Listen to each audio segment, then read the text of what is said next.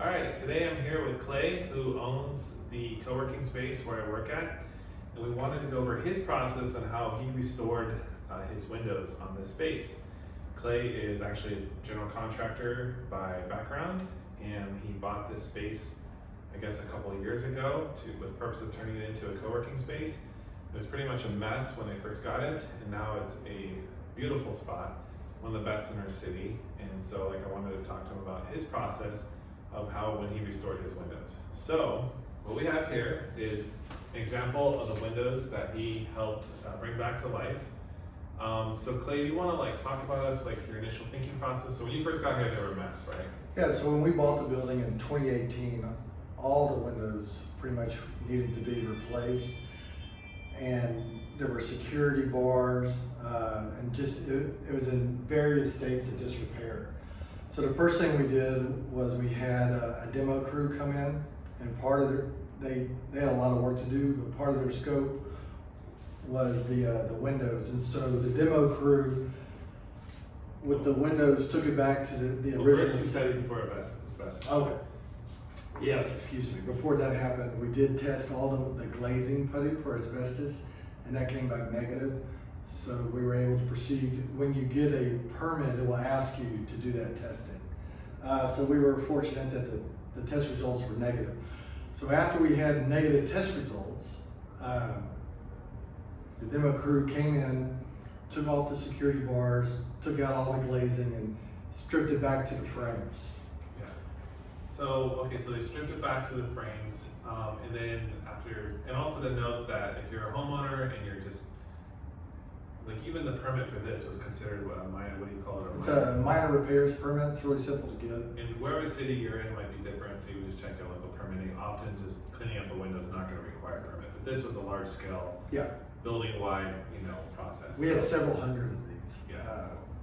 So a big job. So, okay, so they come in, they demo it, they take away the bars, they break all the glass, they take it all out, and then you have a sandblasting crew come in, right? Yeah, so we hired a sandblasting crew. They used their equipment to strip all the paint and all the rust. There was a lot of rust. Almost all the windows were damaged with rust. So they stripped it back to the bare metal. And then after that, it's really important to paint it fast. Yeah, because it'll rust. Yeah. Do you remember if they used the rust inhibitor paint, or was that They primed it and painted it. Okay. And it was an exterior paint, so it's probably a rust inhibitor paint. Yeah. Okay. So after the painting, we had the glass glazing company come in, and they measured all the windows to make sure that they were the same. They cut them all off site, and they came back. They installed them with silicone, so we didn't use the glazing putty. And actually, so we have his original ticket here, and you originally looked at using maybe the Sarco glaze, but just for cost and speed, the glass company decided to. They were more comfortable using the glazing for this amount of windows. Yeah, the silicone. So they installed the windows, and there are these special clips. Glazing clips. The glazing clips that you can buy on Amazon. So after they put the windows in, they put in the clips. And then think about it too, we didn't remove any of the hardware. The sandblasting company.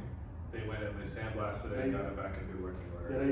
Yeah, they sandblasted the hardware without removing it. So after the glazing, the final step was the window tinting. Right. So they came in after the glazing because these are single pane. And then for the window film, we went with and we recommend the most reflective, the most energy efficient, because you really can't tell when you're looking out. In between some of the medium grades, the most reflective, you can tell a big difference with the heat. Yeah, and then blocking the heat. And I know we are based in Texas, so we get a lot of heat here, 100-degree summers. So yeah, the reflective film really helps with single pane windows, and I mean, it always feels really nice in here, so it's done a good job, even though there's single pane.